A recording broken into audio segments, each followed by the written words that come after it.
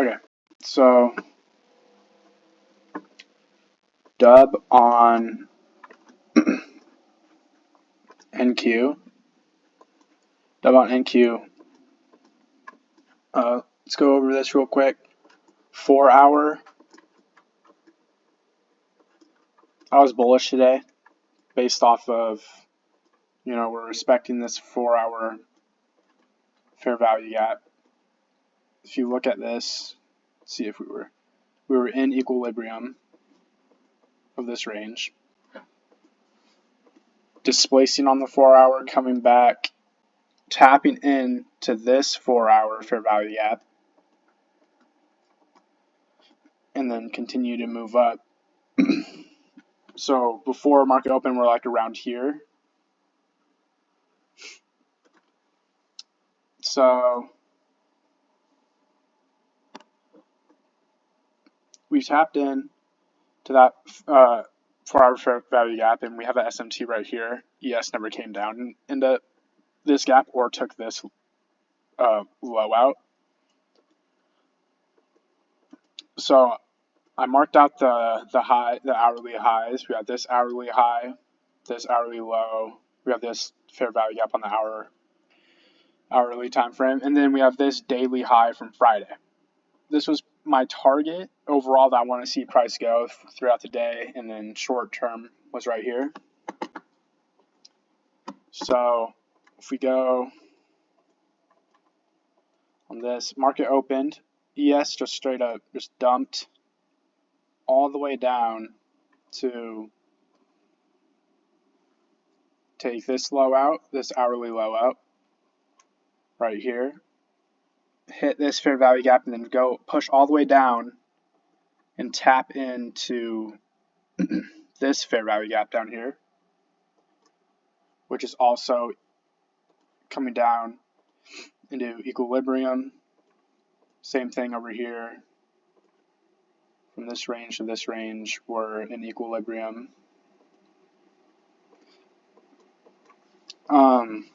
So one thing that I would want to notice after this, that I'll get into in a little bit on the ES, we pushed all the way down into a T. If you look to the right, 6,000 to a T, hit this big figure level. 6,000 exactly. Hit it, ticked it exactly, and that's when it decided to push up. I'll get into that in a little bit, but back on this, we have so hourly liquidity sweep aligned with our overall bias for the day. Tapped into an hourly fair value gap, I believe. Tapped it. Then we start getting displacement.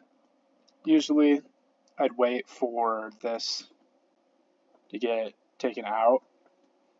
If we enter on the 5-minute displacement, disrespect this 5-minute fair value gap, long on this fair value gap, stop below here. I mean, if I wanted to do that, I'd target all the way up here if I enter on the 5-minute, but there was this hourly high out that I was pretty sure was going to get taken out. If this, I wanted to see this high get taken out, but I didn't know if we were going to have enough volume to get up there today. So I didn't know if we were going to take this out and then chop. So basically, on the 1 minute, we take this out, take this low out, and then it's just the same thing on the 1 minute. We disrespected this imbalance at the same time. Shift in order flow, shift in delivery. Enter back. I kind of got a poor entry, but basically enter at this fair value gap, and I got filled right here. So let's just say I had my entry right here, stop right here, TP right here. Good trade, 348. I mean, 3.5 RR basically. I took my first take profit like at this high right here that we made on market open, which was 2.7, pretty good. I had 44 contracts, micro contracts.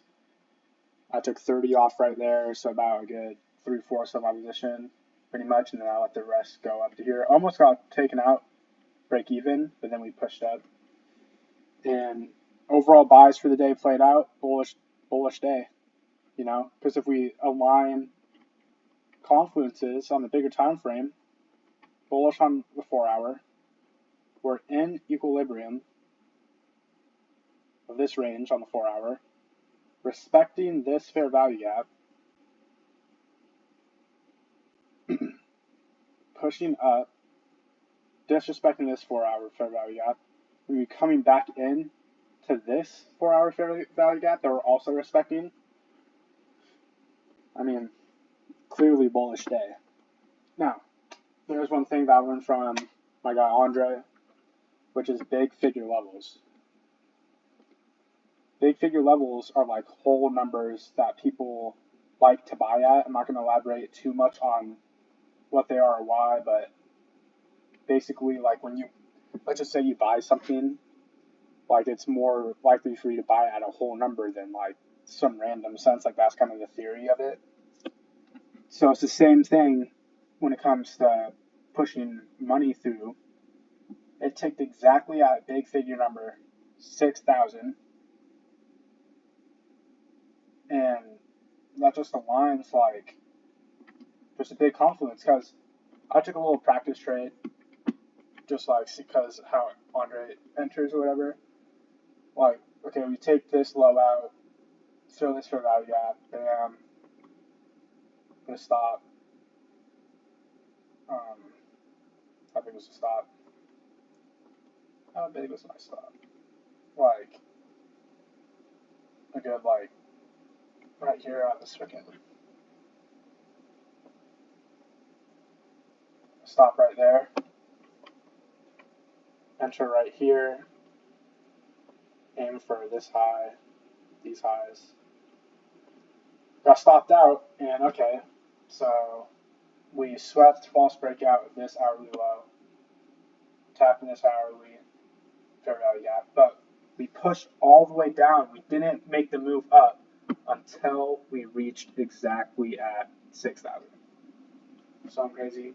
Definitely another confluence I'll add into how I trade is the big figure levels, because that's like, if you think of like equilibrium, banks are going to want to buy price at a discounted price under the 50% mark instead of above that.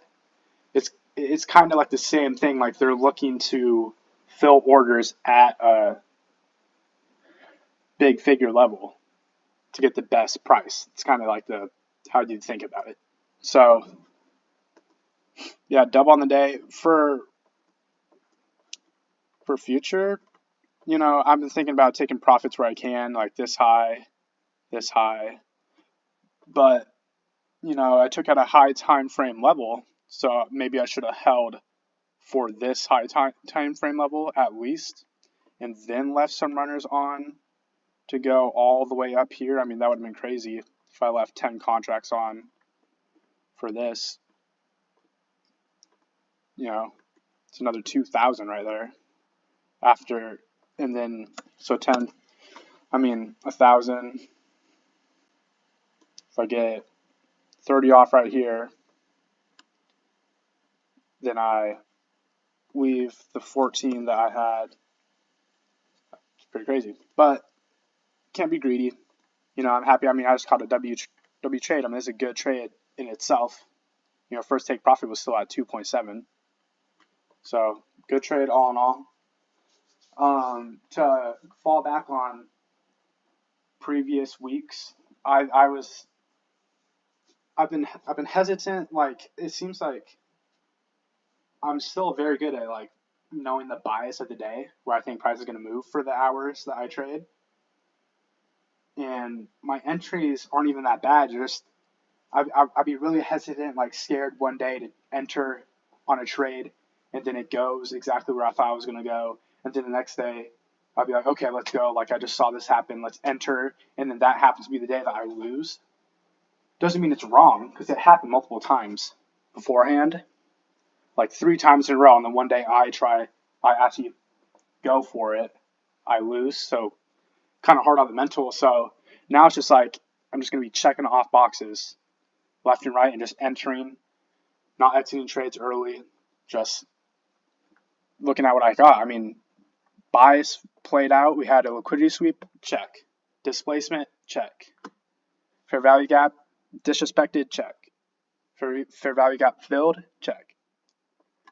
And all in line with my overall buys, check. Reach equilibrium of I mean, I could just go on and on about why this was a bullish trade. And then along with, on ES, now I have this confluence of right at 6. I mean, we just ticked it perfectly right there to go up. I want to have entered down here because, I mean, it was be kind of hard to displace. I mean, there's this high, I guess, but it's just this range. I mean, it just looked so much cleaner. I mean, look at this. It just looks so much cleaner on NASDAQ. But yeah, that's a trade.